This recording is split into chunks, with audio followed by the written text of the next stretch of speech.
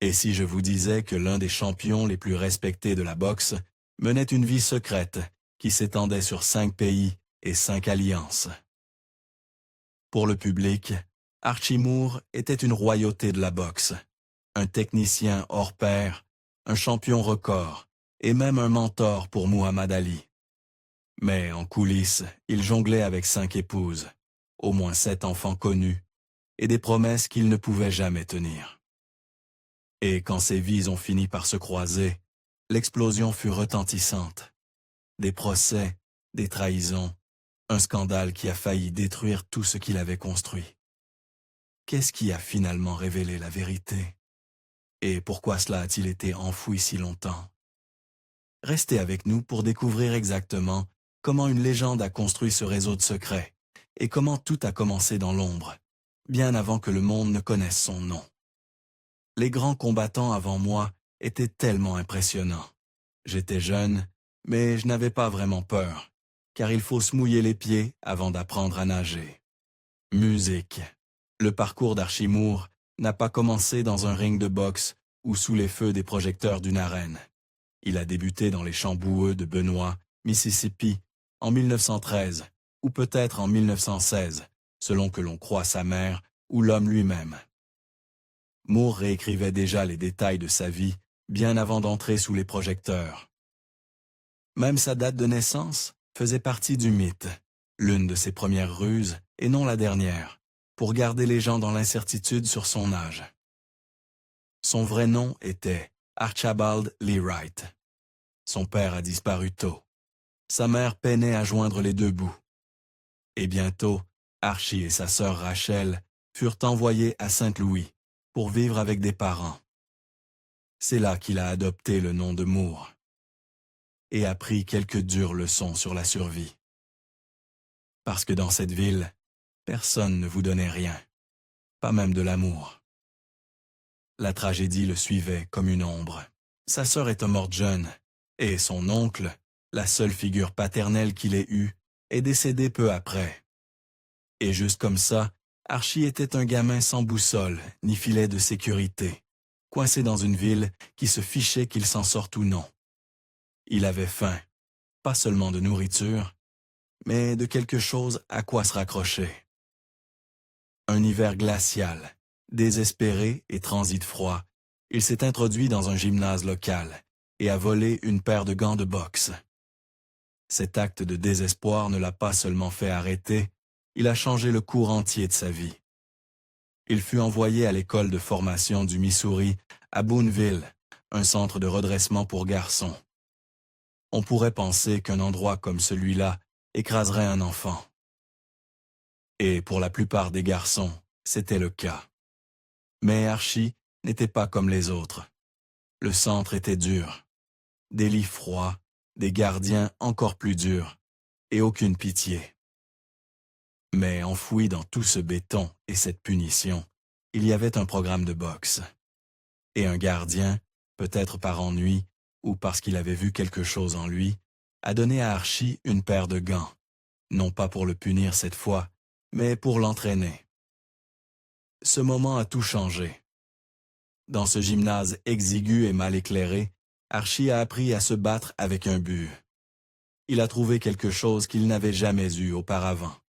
De la structure, des règles, un combat qu'il pouvait réellement gagner. Pour la première fois, la douleur avait un sens, et il aimait ce que cela lui faisait ressentir. Lorsqu'il est sorti, Archie n'a pas perdu de temps à errer. Il s'est engagé dans le corps de conservation civile en 1933, travaillant du lever au coucher du soleil, posant des routes et plantant des arbres. Mais chaque seconde libre était pour la boxe. Il organisait des matchs, s'entraînait avec quiconque voulait bien l'affronter et transformait ses avant-postes reculés en terrain d'entraînement improvisé.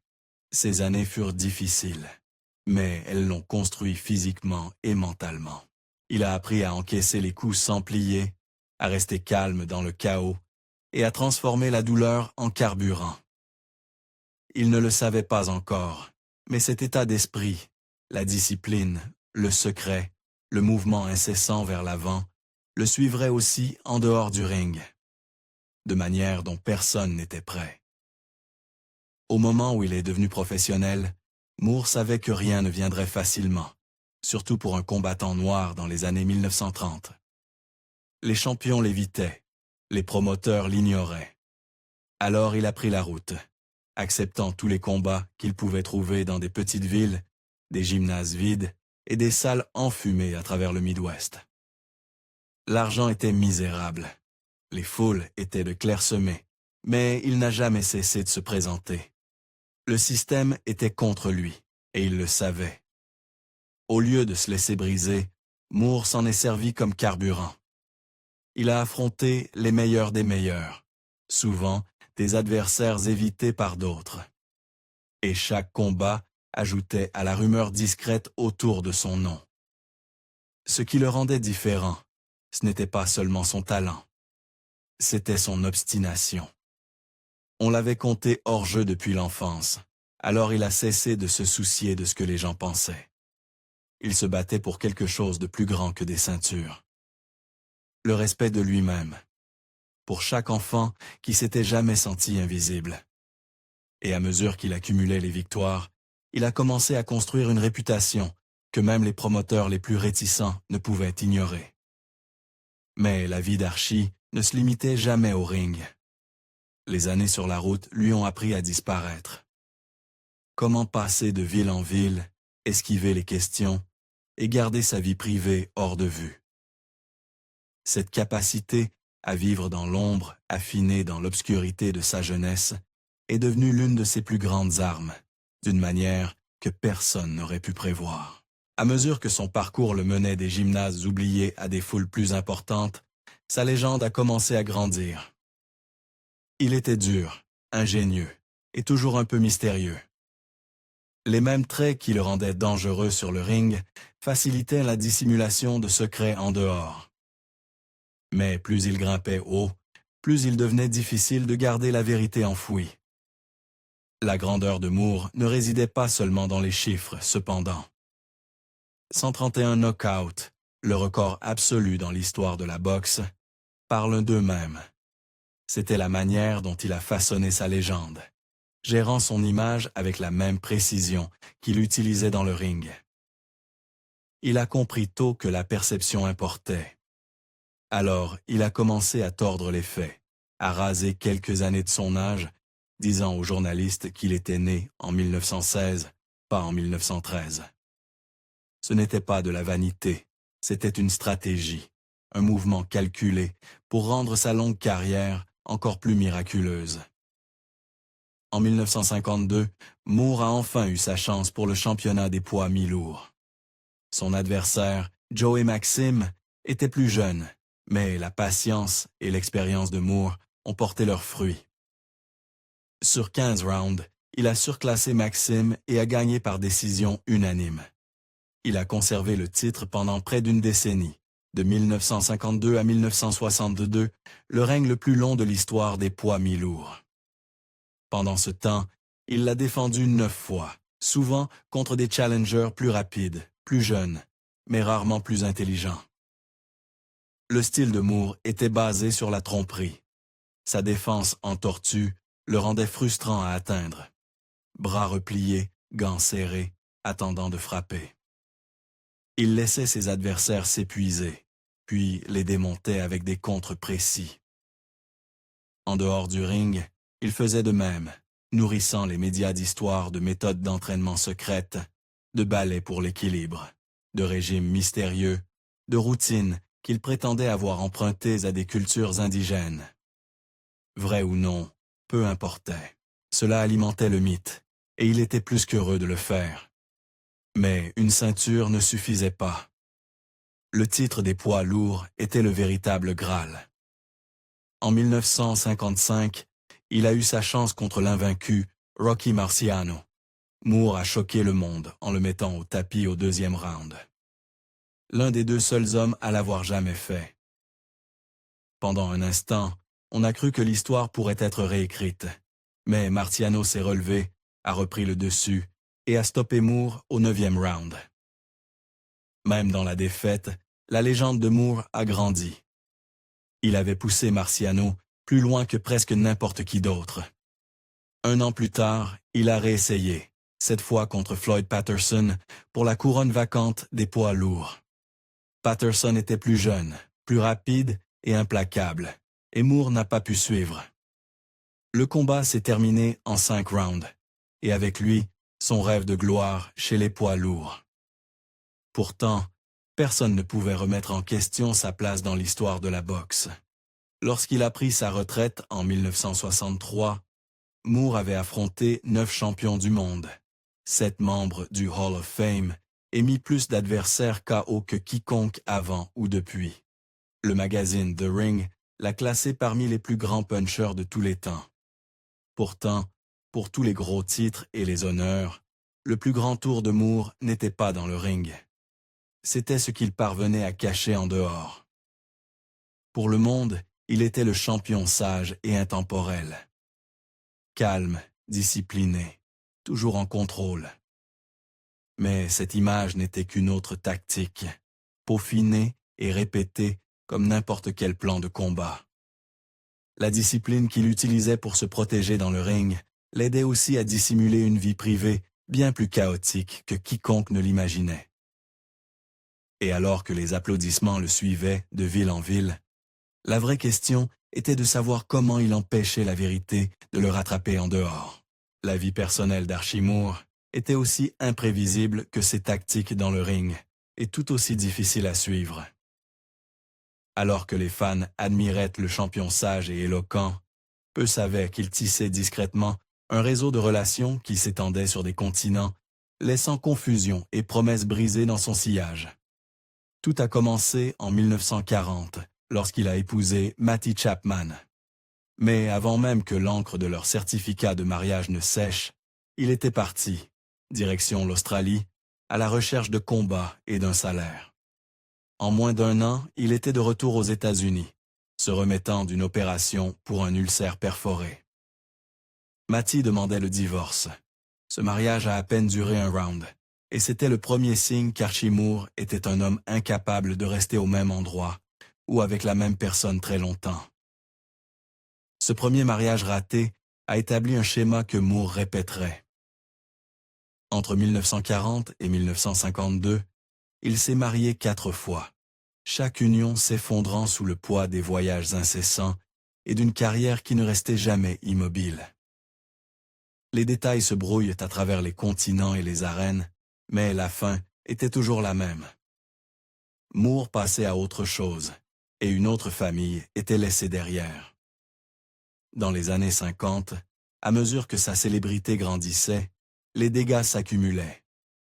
Sa vie personnelle était devenue un patchwork de mariages, de séparations et d'enfants dispersés dans différents foyers.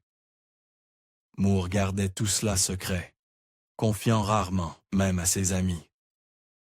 Ce n'était pas seulement de la discrétion, c'était de la survie. Dans un monde sans réseaux sociaux ni registres numériques, il pouvait naviguer entre ses vies sans laisser beaucoup de traces. Mais même alors, la vérité avait une manière de le rattraper. Une ex-épouse n'a découvert qu'elle n'était pas la seule Madame Moore que lorsque les papiers du divorce mentionnaient des paiements de pension alimentaire dont elle n'avait jamais entendu parler. Il menait une double vie depuis des années, et les murs commençaient à se refermer. Dans ces premières années, les salaires étaient en bas, mais les factures ne l'étaient pas. Les règlements judiciaires, les pensions alimentaires, le soutien aux enfants, tout s'accumulait rapidement. Et lorsque les bourses ont enfin grossi, les exigences sur son portefeuille ont suivi. Plus il gagnait, plus les choses se compliquaient. Dans les années 60, les fissures ont commencé à apparaître. Les litiges juridiques s'accumulaient et l'histoire des mariages secrets de Moore a commencé à filtrer dans les registres publics. Des documents judiciaires en Californie ont révélé la vérité. Moore avait été marié à plusieurs femmes dans différents pays, parfois en même temps. Même ses amis les plus proches étaient stupéfaits. La presse, toujours avide de scandales, s'en est emparée. L'image du champion discipliné et intemporel était soudainement assombrie par des trahisons et des procès traversant les frontières internationales. Une ex-épouse, abasourdie par la nouvelle des autres mariages de Moore, a décrit le choc d'apprendre qu'elle n'était pas la seule Madame Moore. L'histoire était désordonnée et elle a ébranlé le mythe. Les fans de Moore, autrefois admiratifs de son calme et de sa sagesse, devaient maintenant se poser une question plus difficile. Combien de tout cela était réel et combien n'était qu'une performance? Pas tous les chapitres ne se sont terminés dans le chaos. En 1956, Moore a épousé Joan Hardy, et cette fois, cela a tenu. Le mariage a duré plus de 40 ans, jusqu'à sa mort en 1998. Avec Joan, Moore a enfin trouvé la stabilité qui lui avait toujours échappé. Ensemble, ils ont élevé une grande famille recomposée. 5 enfants biologiques, 2 d'un mariage précédent et un fils adopté. Pour la première fois, Moore semblait s'installer dans une vie qui ne demandait pas une réinvention constante. Mais même la stabilité ne pouvait pas enterrer le passé. Des décennies après sa mort, des revendications de paternité ont continué à surgir. Chacune était un rappel de combien de parties de la vie de Moore restaient en cachet. Même en devenant un père et un mari respecté dans ces dernières années, les questions sur son passé ne se sont jamais complètement dissipées. Son histoire n'était plus seulement celle de ce qu'il avait accompli dans le ring, mais du legs compliqué qu'il laissait derrière lui. La capacité à compartimenter sa vie était à la fois sa plus grande force et sa plus grande faiblesse. La même discipline qui faisait de lui un champion l'a aidé à cacher la vérité pendant des décennies. Mais lorsque le masque a finalement glissé, Moore s'est retrouvé dans un combat que ses gants ne pouvaient pas régler. Pour Archie Moore, reconstruire un héritage ne consistait pas à effacer le passé. Il s'agissait de s'assurer que son avenir serait différent. Après que les gros titres se sont estompés et que la poussière juridique est retombée, il s'est mis au travail sur quelque chose qui comptait pour lui. Aider les enfants qui avaient grandi comme lui. Négligés, en colère et sans option. En 1957, en plein cœur de San Diego, il a fondé la Anybody Can Youth Foundation. Ce n'était pas juste un gymnase de boxe, c'était la réponse de Moore à une vie pleine de coups durs. Il se présentait en personne, donnait des cours lui-même et a construit un espace où les enfants apprenaient à encaisser les coups et à se relever, à l'intérieur comme à l'extérieur du ring. La boxe les attirait. Mais la vraie mission de Moore était plus grande. Il parlait aux enfants de discipline, de garder la tête baissée et de travailler dur, et de ne pas laisser les circonstances décider de qui ils pouvaient devenir. Il leur donnait des études, de la structure, un but, et peut-être le plus important, de la foi. Pour beaucoup d'entre eux, il était le premier adulte à croire qu'il pouvait être plus. L'influence de Moore ne s'arrêtait pas à sa fondation. Il comprenait quelque chose que la plupart des gens ne saisissent pas, ne saisissent pas. L'héritage ne se construit pas seulement sur des mots. Il se construit sur ce que les gens vous voient d'en faire. Dans les années 1960, il s'est tenu discrètement aux côtés de leaders comme le Dr Martin Luther King Jr. et Malcolm X. Il ne défilait pas ni ne donnait de discours, mais il était là, écoutant, apprenant et se tenant à leur côté quand cela comptait. Sa présence dans ces cercles lui donnait de la crédibilité, surtout auprès des jeunes qui le voyaient comme une preuve vivante qu'on pouvait se battre pour quelque chose de plus grand que soi. Et il utilisait son histoire pour faire exactement cela. Il savait aussi comment l'utiliser pour changer la conversation. Moore était un conteur né. Il pouvait captiver une foule avec des récits de ses jours de boxe ou des leçons qu'il avait apprises en chemin. Il ne cachait pas son passé, mais ne le glorifiait pas non plus. Il parlait de croissance, de discipline et de rédemption. Il est devenu un mentor, non seulement pour les enfants de son gymnase, mais pour quiconque avait besoin d'entendre que vos pires erreurs n'avaient des pas à être votre dernier chapitre. La réinvention de Moore s'est manifestée d'autres manières aussi. Il a pris sa réputation et l'a transformée en quelque chose de nouveau, décrochant un rôle majeur en tant que Jim dans l'adaptation cinématographique de 1960 des aventures de Huckleberry Finn. Ce n'était pas un gadget ou une apparition. Il a apporté une véritable âme au rôle, prouvant qu'il était plus qu'un simple combattant. Il a pris d'autres rôles d'acteur au fil des ans, utilisant sa présence et son nom pour rester dans l'œil du public et rappeler aux gens qu'Archie Moore pouvait jouer n'importe quel rôle, dans ou hors du ring, mais la boxe était toujours son foyer. Il a entraîné des combattants prometteurs, notamment George Foreman, avant qu'il ne devienne lui-même une légende. Il a même entraîné l'équipe olympique du Nigeria, partageant ses connaissances sur une scène mondiale. S'il y avait un ring à proximité, Moore était dedans ou à côté. Toujours en train d'enseigner, toujours en train de donner, toujours en train d'essayer de façonner l'histoire de quelqu'un d'autre en quelque chose de meilleur que la sienne. La reconnaissance a suivi. Les villes lui ont donné des clés. Les magazines l'ont nommé homme de l'année. Et le monde de la boxe l'a honoré avec des prix allant du trophée mémorial Rocky Marciano à une place au Hall of Fame de la boxe de Saint-Louis. Ces distinctions n'effaçaient pas le passé, mais elles ajoutaient de nouveaux chapitres à son histoire. Des chapitres sur le service, le leadership et les secondes chances. Mais tout ne pouvait pas être réécrit. Même alors que Moore reconstruisait son image, les rumeurs ne s'arrêtaient jamais. La fondation, le jeu d'acteur, les trophées, tout cela aidait, mais ne pouvait pas faire taire les questions. Les murmures persistaient. Les histoires refaisaient surface. Les gens se demandaient encore combien de la vie d'Archie Moore avait été vécue dans l'ombre. Son héritage était célébré, mais la vérité attendait toujours son tour. L'héritage d'Archie Moore se tient à la croisée de la grandeur et de la contradiction. Il n'a jamais laissé les obstacles le définir. Avec 131 knockouts, une carrière s'étendant sur près de 3 décennies, et le règne le plus long des poids mi-lourds dans l'histoire de la boxe, Moore n'a pas seulement enduré. Il a dominé.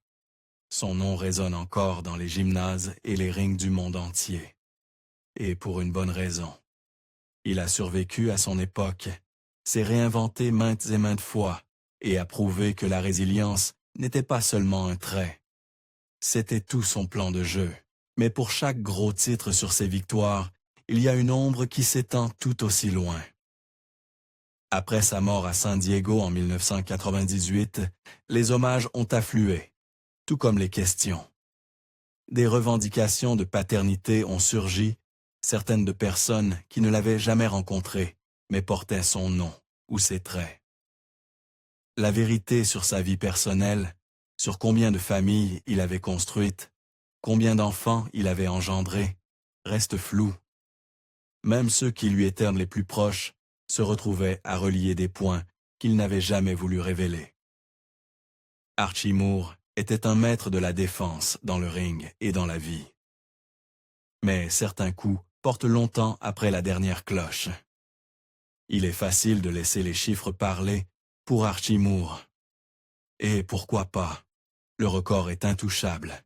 Il a combattu des légendes et des tueurs inconnus, s'est adapté à chaque style, chaque époque, et a fait du ring son foyer.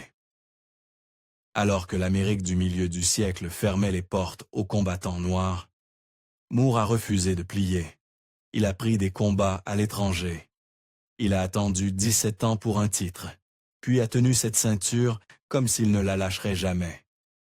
Il n'a pas seulement survécu au système, il l'a déjoué. Et quand son moment est enfin arrivé, il a montré au monde ce que signifiait attendre son tour, et ensuite tout prendre. Mais l'histoire de Moore ne s'est pas terminée avec la dernière cloche. L'homme en dehors du ring était tout aussi complexe, peut-être plus encore. Il est devenu un mentor, façonnant l'esprit de combattants comme Muhammad Ali. Archie Moore était plus qu'un combattant. Il était un survivant, un créateur de mythes, une contradiction, et un homme qui, à la fin, a essayé de donner plus qu'il n'a pris. À ce jour, les fans, les amis et la famille se posent la même question.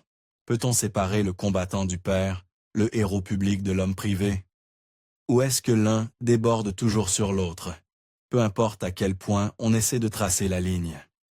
La vie d'Archie Moore prouve que la grandeur et l'imperfection peuvent coexister.